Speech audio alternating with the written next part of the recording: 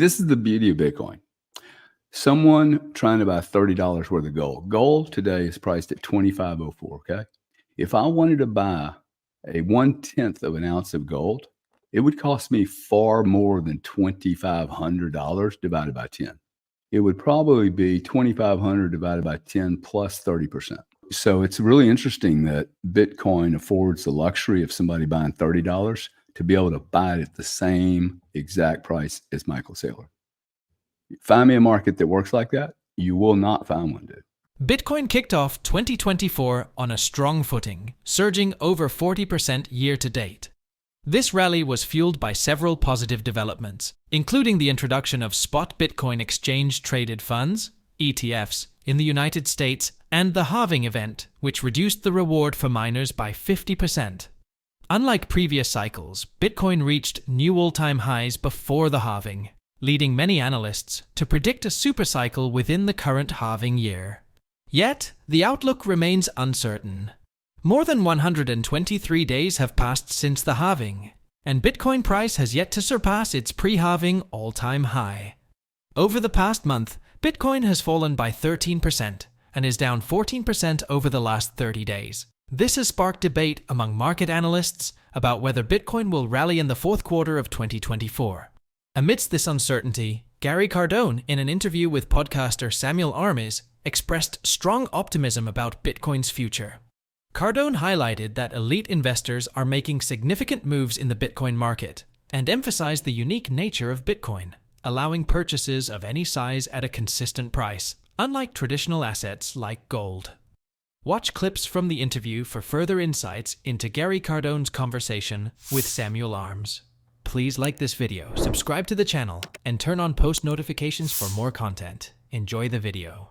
Should be setting up for something. It's got to get over 63 for it to move. It's either going to break down or it's going to bust up above 63. The lows keep, in my opinion, the lows keep coming in a little bit higher. So that's good. But I suspect that there are some very, very sophisticated players buying large volumes of Bitcoin through an algorithm. And whereas you probably have some other players who are selling into that market, but they're selling, okay, I want to sell 4 Bitcoin. I want to sell 1 Bitcoin. And they don't do it as methodically as the algorithms. It's my belief that Saylor shared his algorithm with a lot of people. And that's really smart of him because it creates a market where people, where the volume gets really, really well hidden by building a complex model that allows them to buy 1/10 of a Bitcoin at, a fraction of a penny. Anyway, it's just very methodical, whereas you could have some people like a guy like me. I'm not going to go build an algorithm and buy 10 Bitcoin. Yeah. Now, maybe it should. Okay. But these guys are buying 1,000. So these ETFs, the inflows are here. We're seeing very high quality players. Goldman stuck 500 million on their balance sheet. And gold's responding very well right now. Well, it was over the weekend and prior to the weekend. Let me just take a look at it here. I didn't know Saylor used an algorithm, by the way. He has his own algorithm to buy. Yeah. Yeah. That's how you don't ever see him with his volume. He's buying like why does he care? See, this is the beauty of Bitcoin.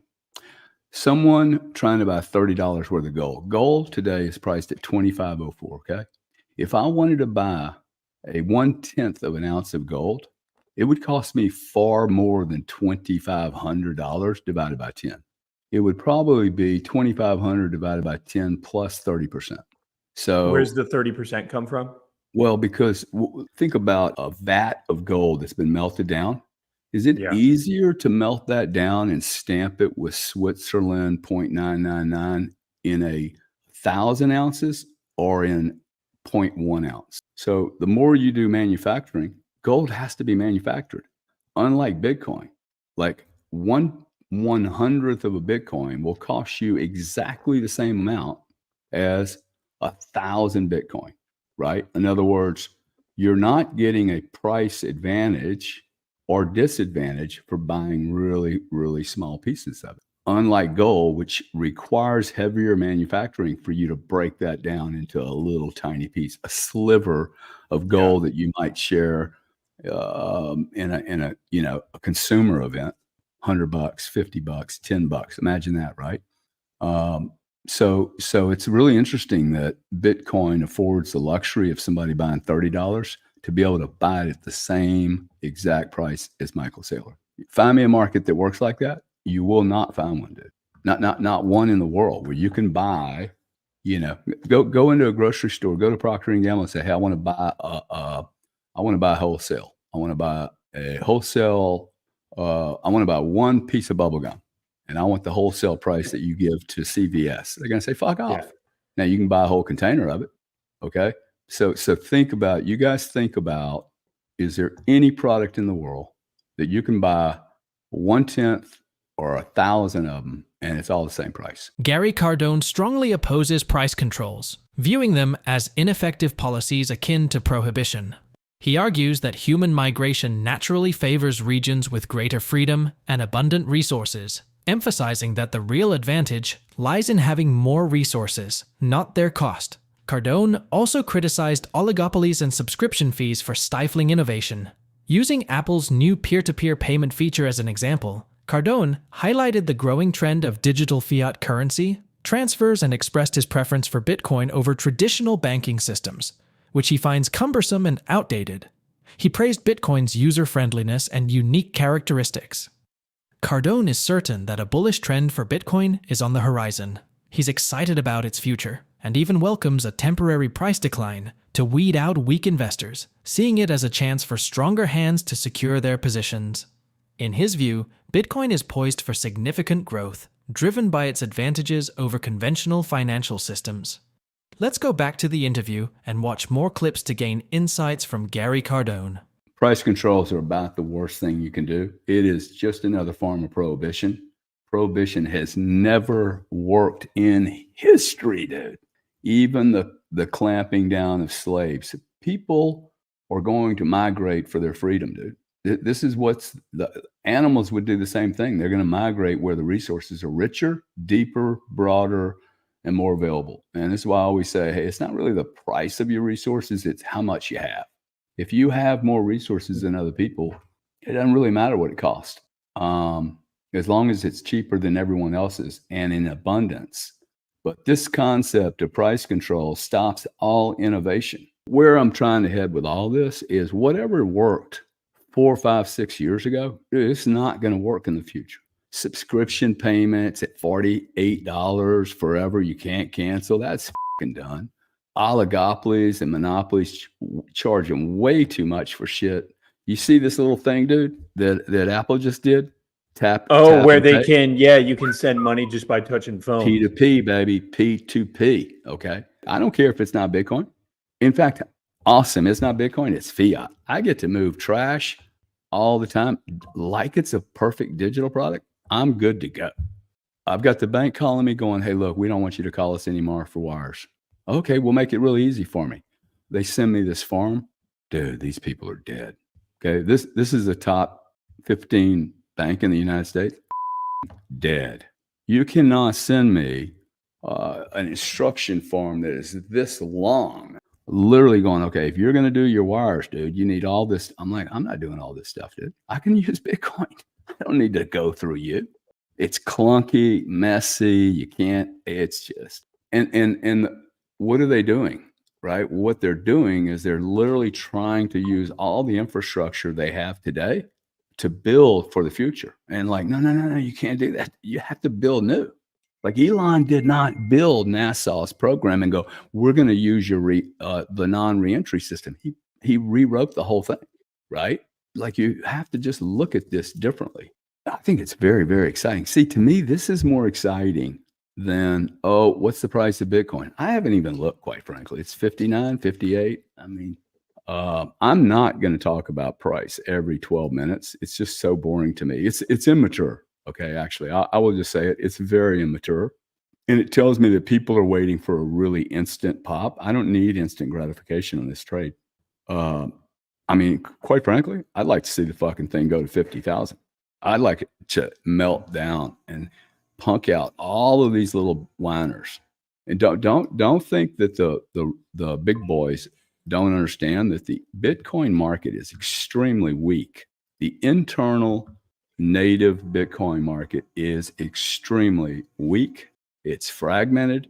It doesn't cooperate with each other, and it doesn't have any more money. I mean, I heard a funny story the other day at Bitcoin Nashville. He said, you know, all these big whales go in, meet with Saylor and go, hey, can I borrow $5 million?